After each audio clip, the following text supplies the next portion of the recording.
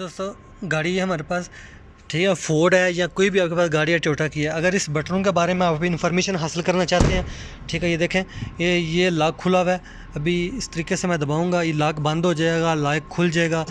ठीक है, ये देखें लॉक लग गया। अभी इस तरीके से अभी लॉक खोलना किस तरीके से है, ये इन्फॉर्मेशन हासिल करना चाहते हैं। देखें अभी नहीं खुल रहा, अभी किस तरीके से इसका काम करना पड़ेगा तो ये लॉक खुलेगा, बंद होगा।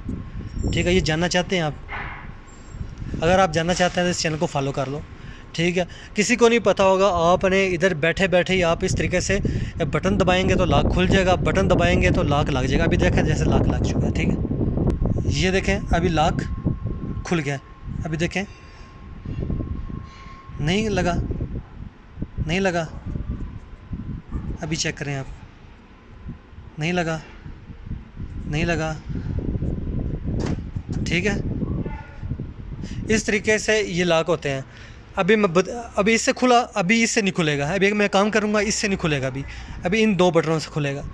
ठीक है, ये एक तरीक़ेकार होते हैं जो कि आप मुझे व्हाट्सएप नंबर पे भी रब्ता करें, मैं आपको बताऊंगा ये किस तरीके से अगर गाड़ी लॉक हो जाती है तो किस तरीके से खोलना है। ठीक है, वो मुकम्मल इन्फॉर्मेशन आपसे शेयर कर दी जाएगी।